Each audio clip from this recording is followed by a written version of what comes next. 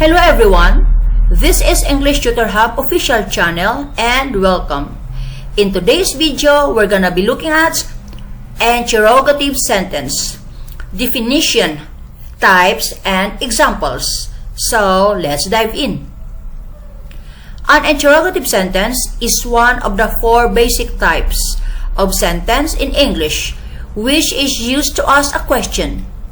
Interrogative sentence structure or word order is WH question / auxiliary verb / modal verb plus subject plus verb plus any other element.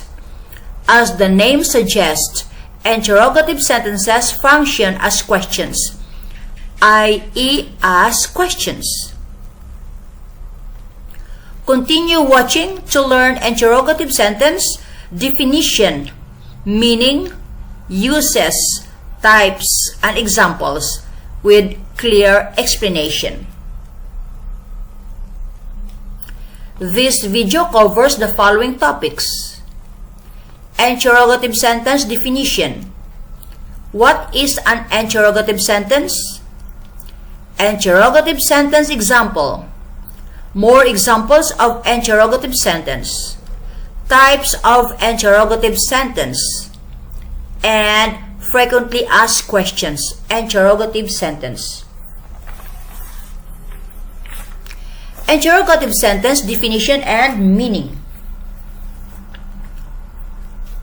What is an interrogative sentence? An interrogative sentence is a type of sentence that is used to ask a direct question and not indirect question.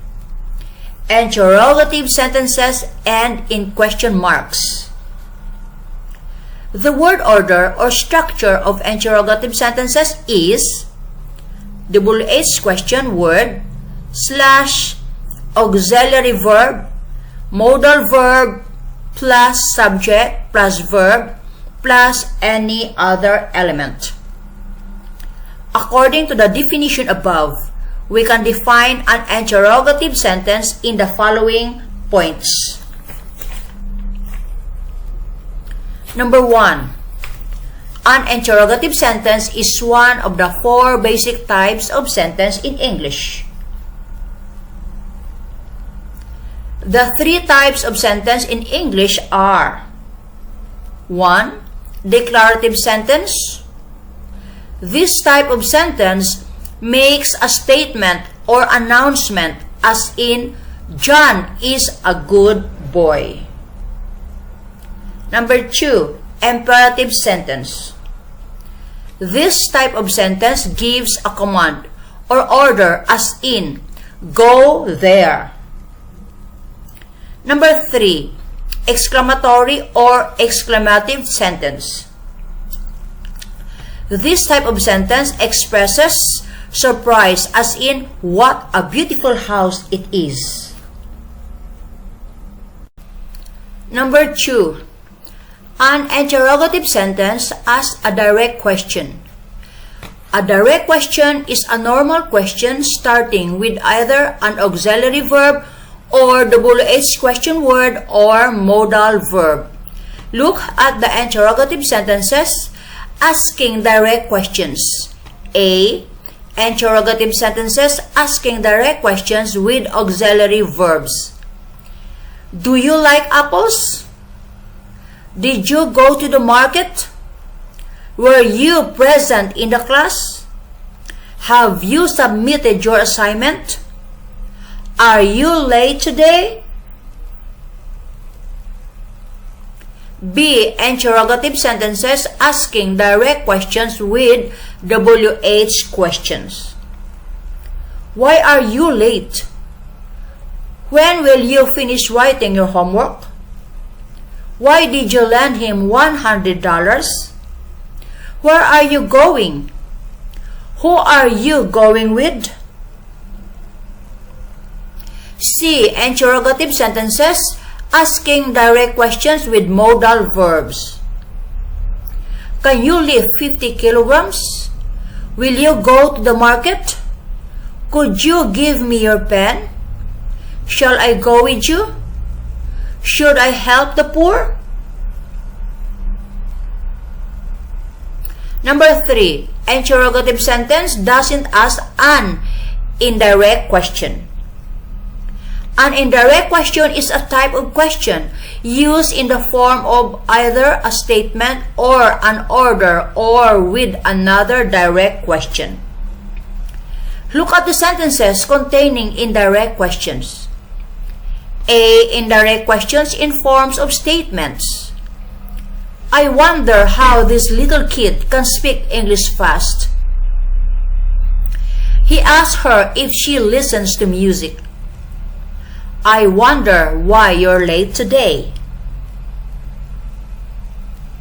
B. Indirect questions in forms of orders. Show me how I can do it. Please tell which book I should read. Ask John if he likes juice. C. Indirect questions with a direct question. Could you please inform me who I should contact? Can you please tell me how I can do it? Will you tell me why this works this way? Number 4. An interrogative sentence ends in a question mark or rising voice. In writing, an interrogative sentence ends in a question mark, whereas it ends in the rising voice in speaking. Interrogative sentence examples. Can you help me, please? Do you like movies? Have you seen the Titanic movie? Why are you late today? Could you please show me whom I should contact? More examples of interrogative sentences. Here are a few more interrogative sentence examples. All of the interrogative sentence examples contain all types of questions such as information-based questions and yes-no questions starting with WH question words, auxiliary verbs, and modal verbs. Look at the following examples of interrogative sentence. Where are you going? Why do you think so? When does she go to bed? Which book do they like most? Who is he talking to? Are you free today? Were they present at the conference? Has she submitted her homework? Had he gone before she came? Is he married? Can you help me, please? Would you open the door? Could you lend me your book? Shall I go with him? Should I see a doctor? Types of interrogative sentence. Like a declarative sentence, an interrogative sentence is classed into two kinds. Number 1, affirmative interrogative sentence. Number 2, negative interrogative sentence. An affirmative interrogative sentence is a type of interrogative sentence which asks a question, starts with a WH word, auxiliary verb, or modal verb, doesn't contain negative words such as no, never, or not. Affirmative interrogative sentence examples.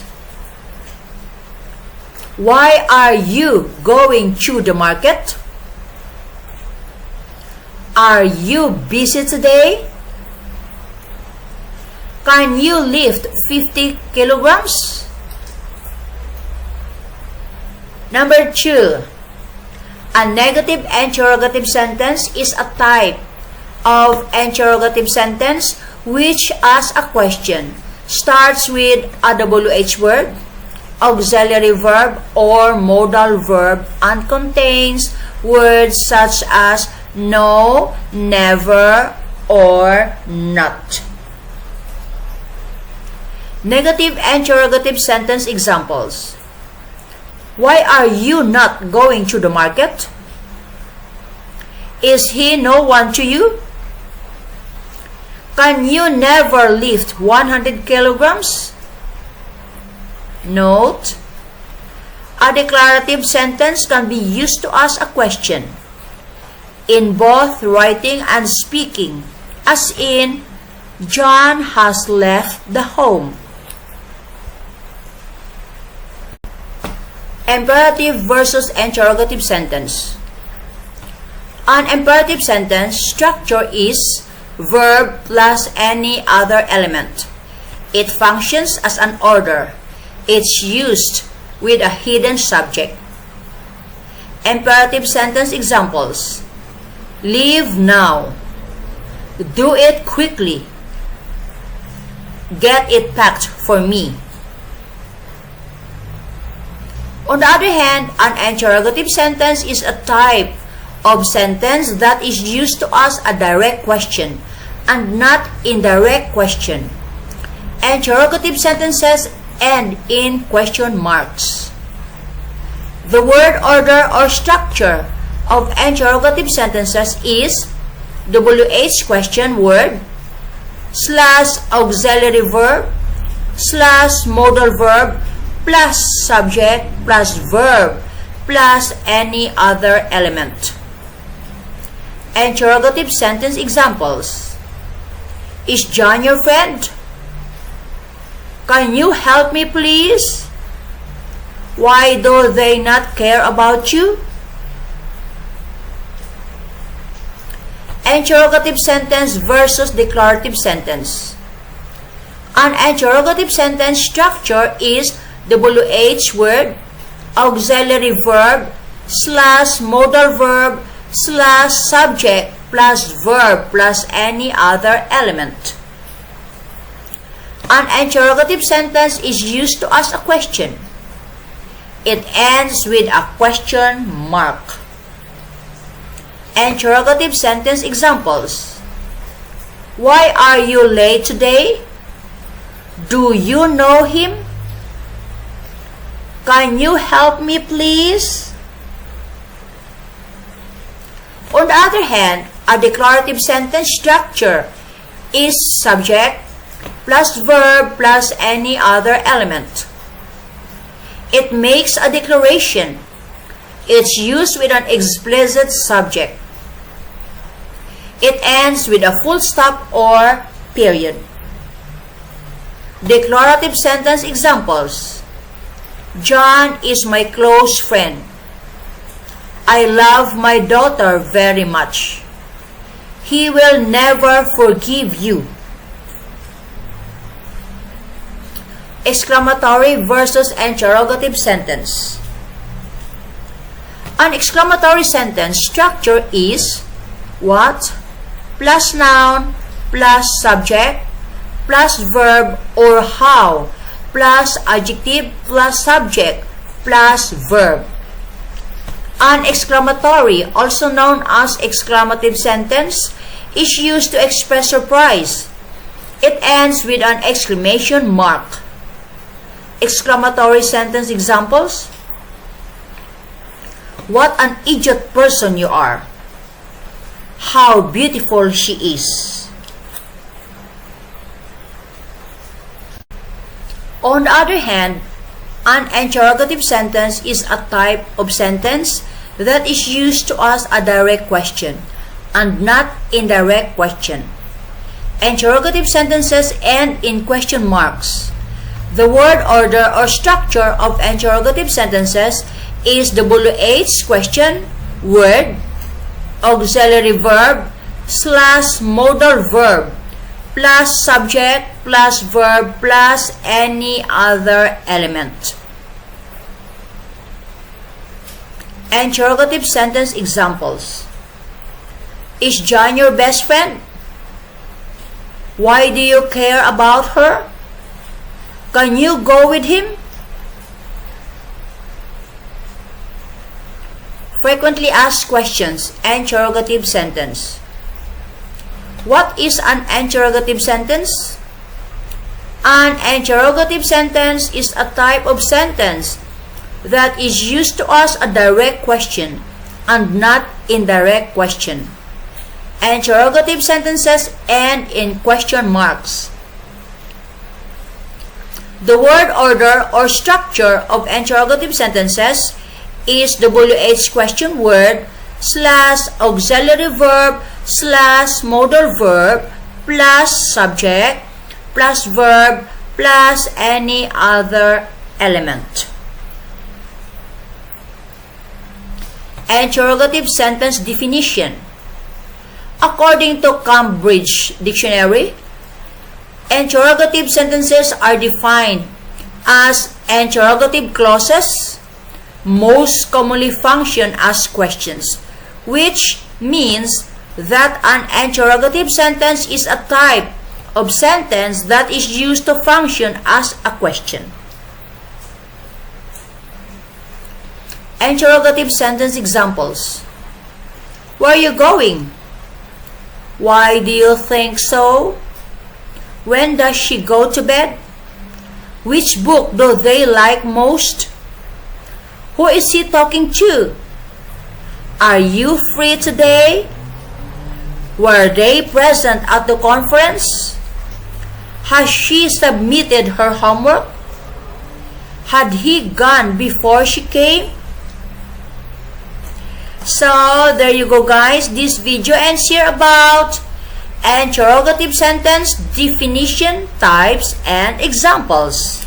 Thanks for watching.